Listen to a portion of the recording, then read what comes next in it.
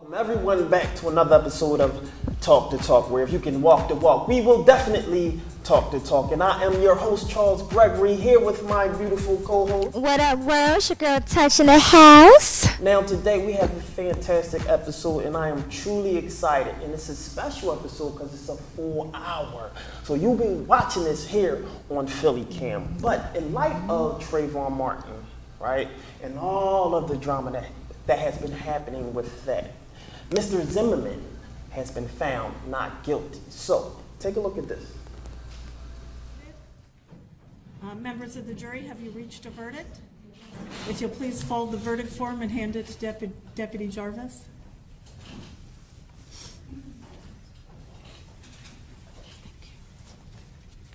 If you'll please publish the verdict. In the Circuit Court of the 18th Judicial Circuit in and for Seminole County, Florida, State of Florida versus George Zimmerman. Verdict: we the jury find George Zimmerman not guilty.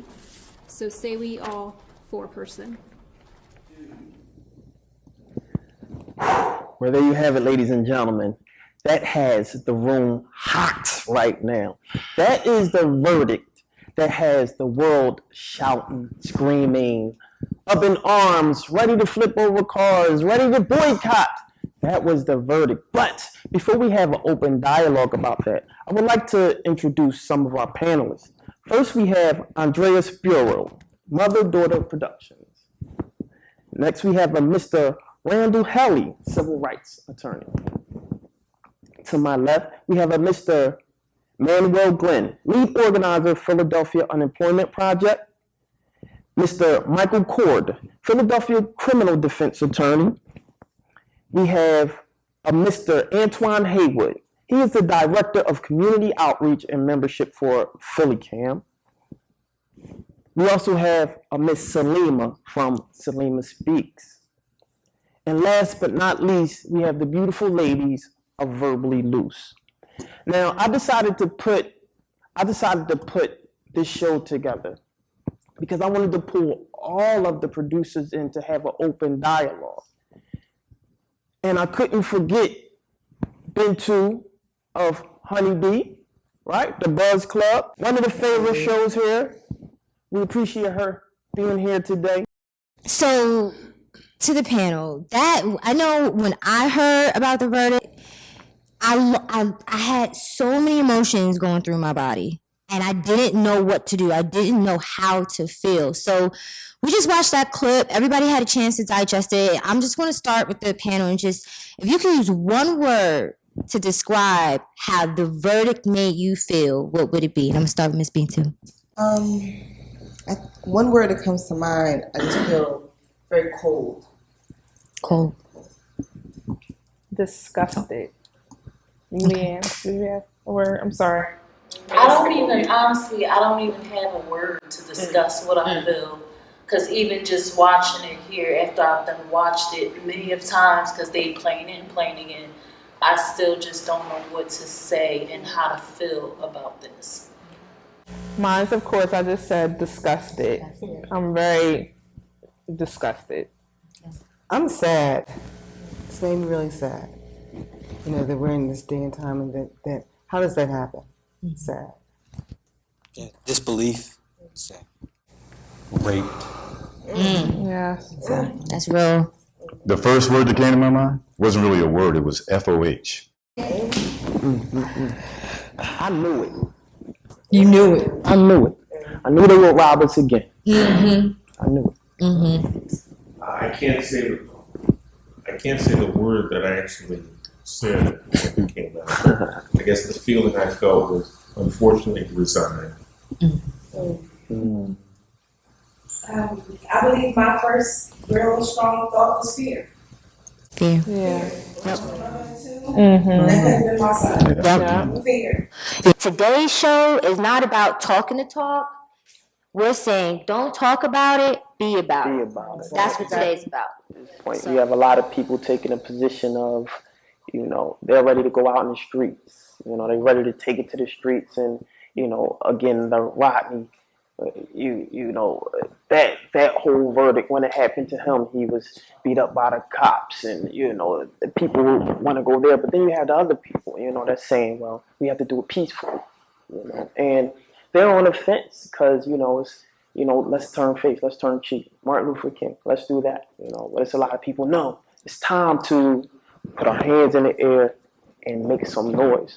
So with that said, I would like to just pass it off to Mr. Antoine Haywood and just kind of have you share the dialogue, and we'll just jump in and talk up front and just talk the talk. Yeah, I really like how you know, you're saying, you know, be about it. One of you know, my sole purpose in being here at Philly Cam and working with all of, you know, the beautiful people in the community is in empowering people to amplify their voice. You know, I do a lot of teaching here, a lot of support, and it's really about, you know, not just talking about, oh, we've got to do this against the media. You know, there's an opportunity here. And I think that's one thing in this dialogue would like to see come out is people be inspired about, okay, we see this.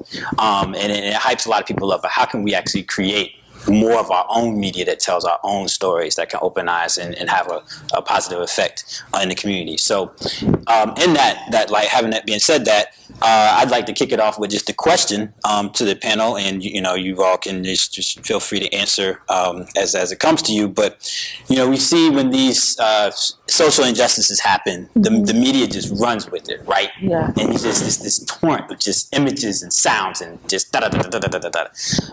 And commercial media, they're loving it because they're getting ratings off of it. You know. Give me some thoughts on, you know, how the role of commercial media in this case. Is the impact been positive for people?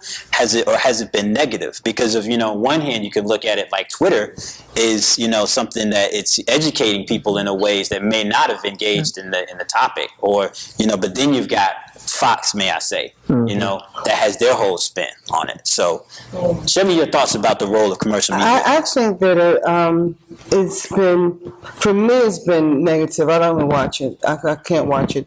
I've lost friends because of it, white friends, one black friend, because how can you see this and say this is justice? And anyone that sees this, and I know I'm in the media, I have to be biased and things like that, but how can someone see this and agree with this verdict? You know, so I think that, again, this is something that has separated us.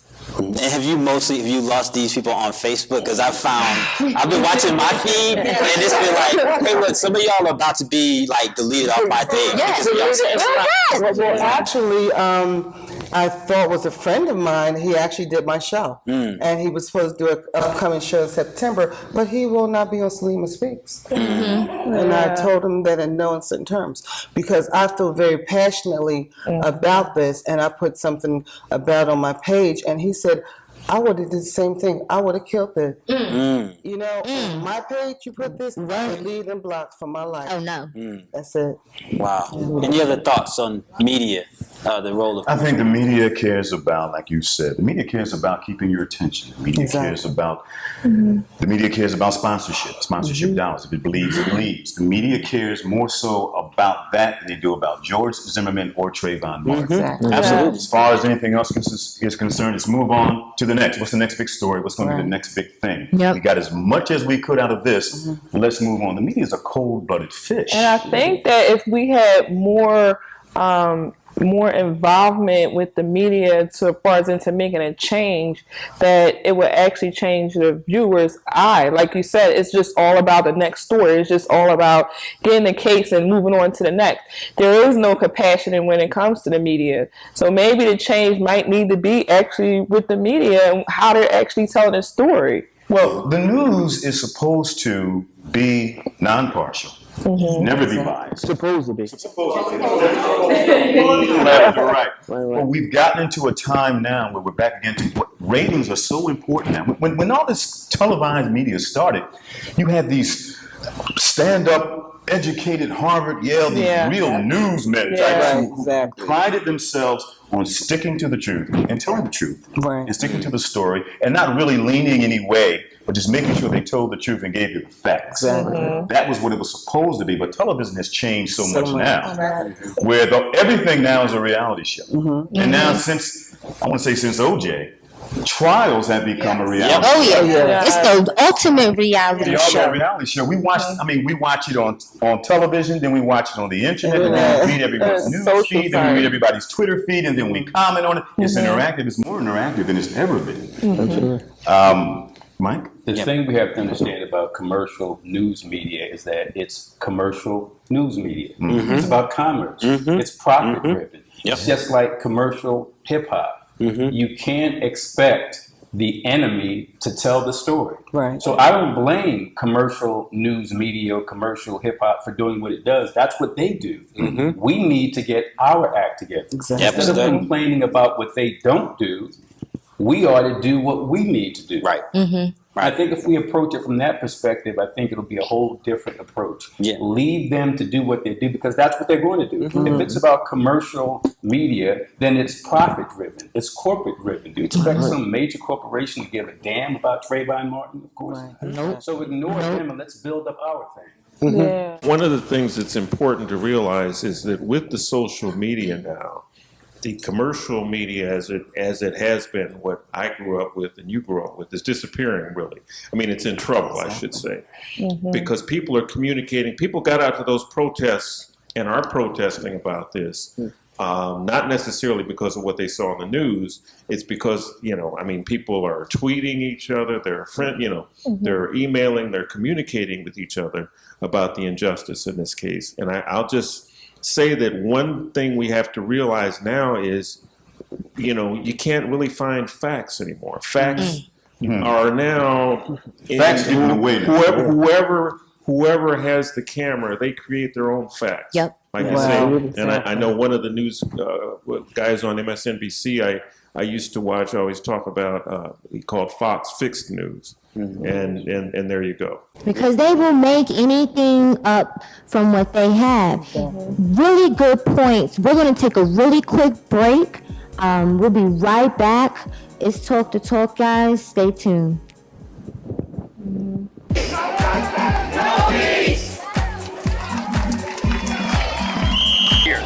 Speaking out about gun violence all over the nation, trying to really create an effect of changing the laws that are necessary to reduce the amount of crime in the cities.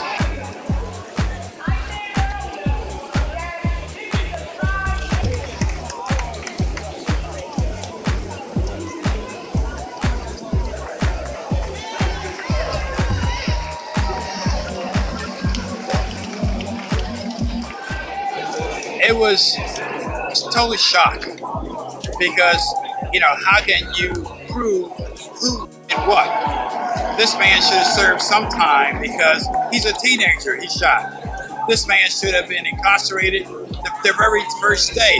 If this had been a black man that shot a white man, pardon my expression, but there would have been a lot different outcome.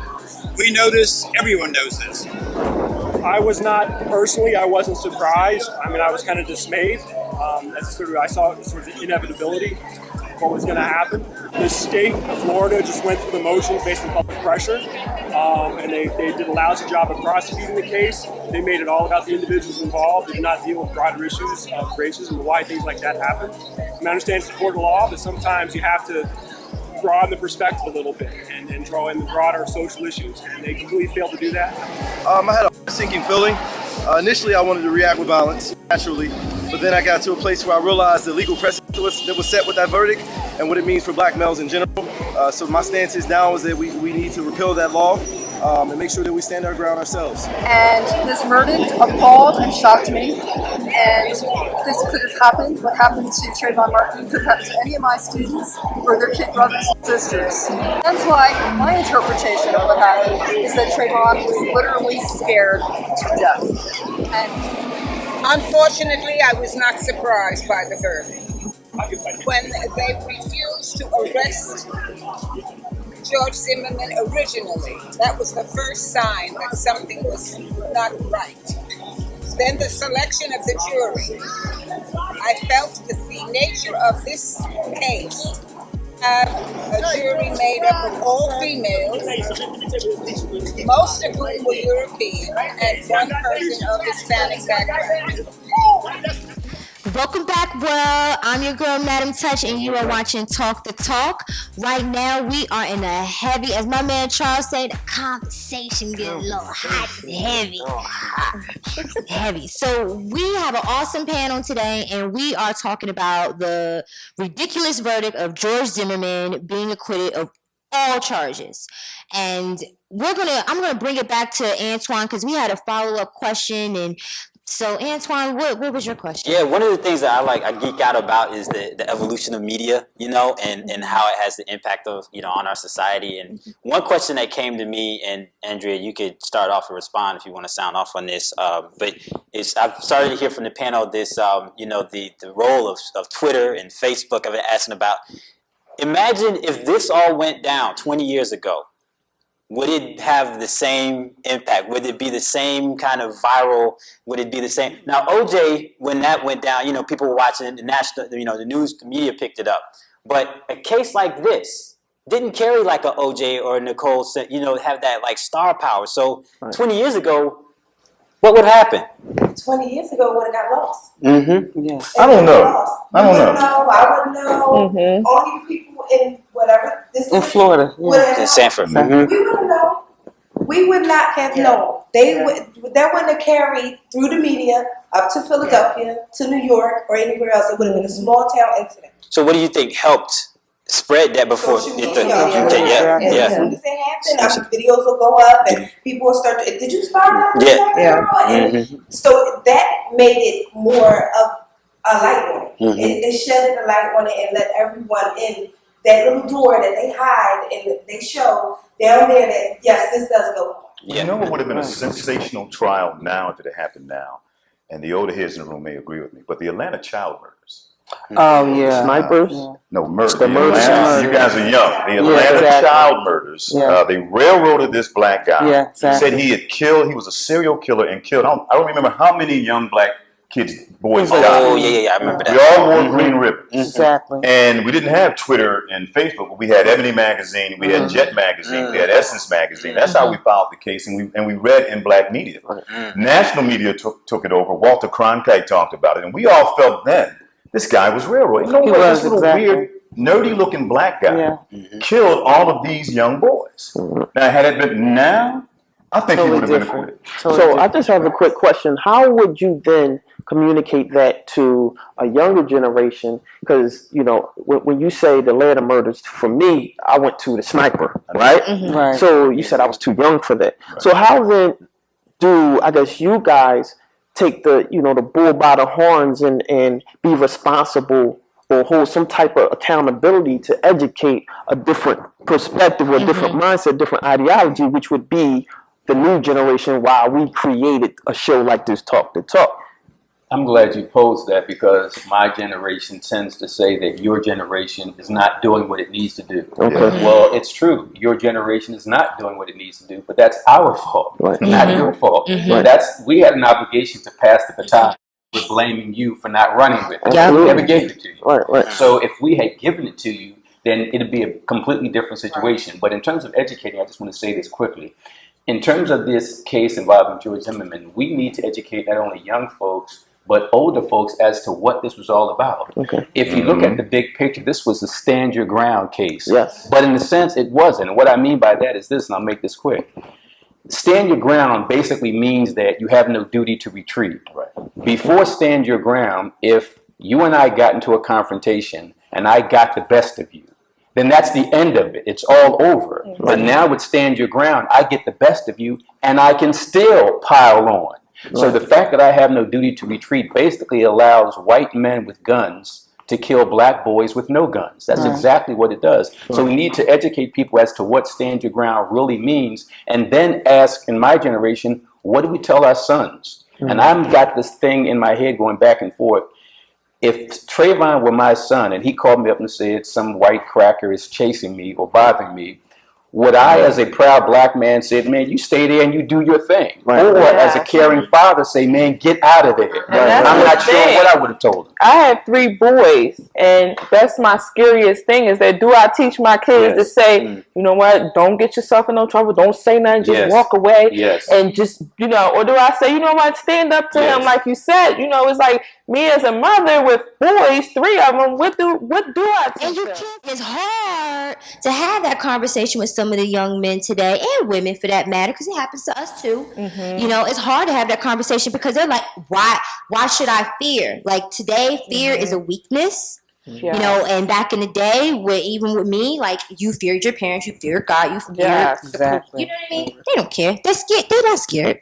And like you said, back in the day, they feared their parents first, and then the police. Nowadays, like you said, lock me up. They don't fear anything. They don't fear the police, their parents, or anything. Well, the scary thing about that now, and the bad precedent that this law has set, that this ruling, this verdict has set, is that America now has got validation that the perception of a black youth in a hoodie with gold in his teeth is a negative one. Right. It's been validated now. See, we were right all along. Those bad black kids who look and dress like thugs. They all smoke weed. They all sell drugs. I mean, they castigated and vilified this young man, and America was ready to believe it. Exactly. And he never got a chance. We never heard his voice. We never heard his side. We heard one side, and America ran with it and was happy with it. But you know, Manwell, it was kind of like what you and Michael and I were talking about before. George Zimmerman wasn't on trial here. Trayvon Martin was on trial. Exactly. And he's dead, okay? He's a dead boy who was tracked down and profiled. And, you know, and I don't want to make it seem like things have not changed because, I mean, things, you know, I mean, there have been civil rights laws. There has been progress. But when you look at a case like this, it makes me think all the way back to the Dred Scott ruling. The whole idea that a black man has no rights that a white man has to respect. And it's still alive in many ways in cases like that. And I think we need to remember that. Well, see, it's a post-racial society now. We have, look, what I found out, what we all found out, yeah, we got a black man in the White House, but we still got injustice in the courthouse. Exactly. And I think that's it's kind of, even myself, because I was thrilled and knocked out, you know, in January 21st, I believe, 2009. And of course, November 4th, when that man was elected.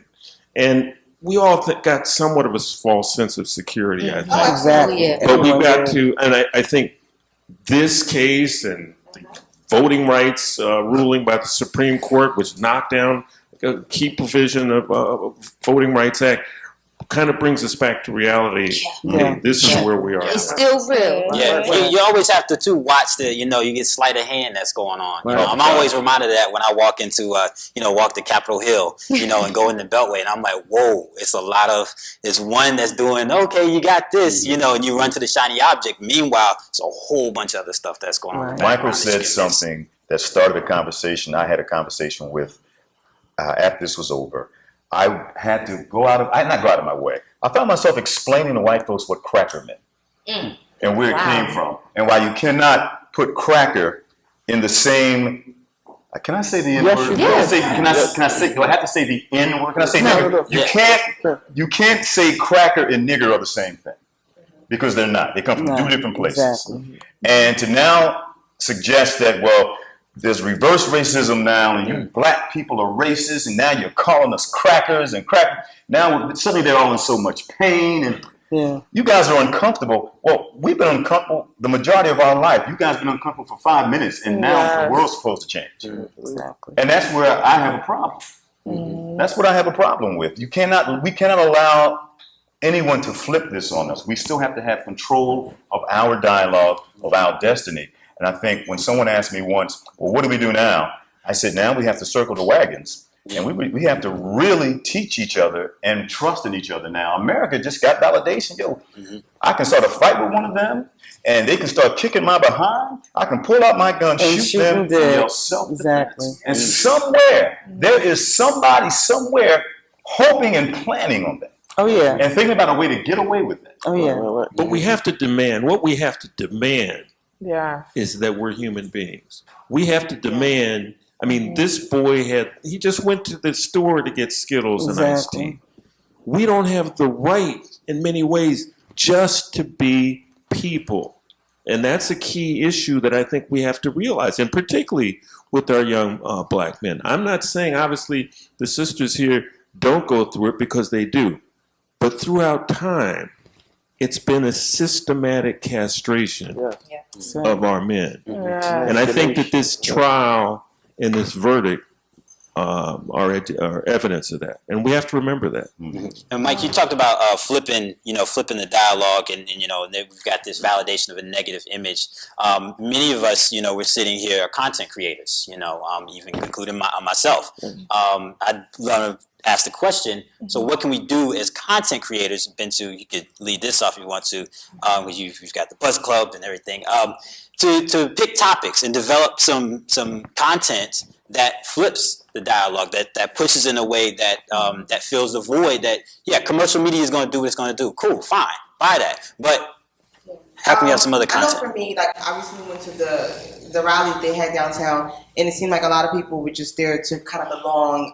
And I feel like with young people, social media has been great to start that dialogue, but a lot of times we don't know what's next. But I saw that some people were putting out petitions and things like that. But as a content creator, I recently had a show, and we had hot topics, and this was a hot topic. So putting subjects like talking about Trayvon Martin is very important, but also giving the youth a voice. I mean, we have young men in the audience right now, asking them how they feel, putting the youth in the audience, maybe a youth of young black men, and letting them share their daily feelings about what's going on. But even more bigger than just race for me with the case, when I looked at everything, I really looked at Trayvon Martin was a child, a kid. And as someone that's also into youth development, I'm all about keeping our youth safe. So in general, when you say not guilty, you're saying not guilty that he murdered this kid. So black, white, Asian, whatever, you know what I mean? We have to keep our children safe, number one, in America.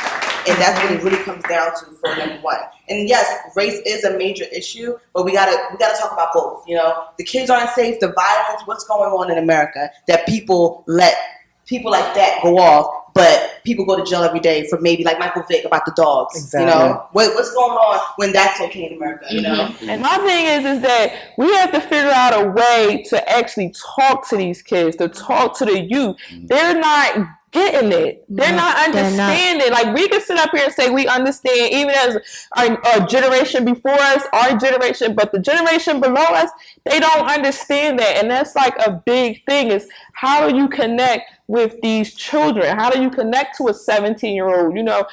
Is it wrong for him to wear a hoodie or go to the store, and late at night, and he got to feel like he's going to be killed? It's like the connection is lost. That's a really good question. We're going to take a really quick break, guys. Really good topics, really great comments. It's Talk the Talk. Do not change the channel. Trust me, we got a whole lot more coming up. We'll be right back. It's Talk the Talk, y'all. That's why I really not scared of the cops and none of that, because they not doing their job. There's been times where I'm sitting on my own step. Me and a couple friends, we're not doing anything. I witnessed that. Right? Yeah. A cop car drive up. I have jeans on and some Timbs, and I'm sitting outside. That doesn't mean I'm a hoodlum because I have those things on. And that's what We have to stop judging youth. They should be able to wear what they want. They should be able to get tatted up if they want. One said Mississippi goddamn. Florida goddamn. We gotta stop looking for white people to help us. We got.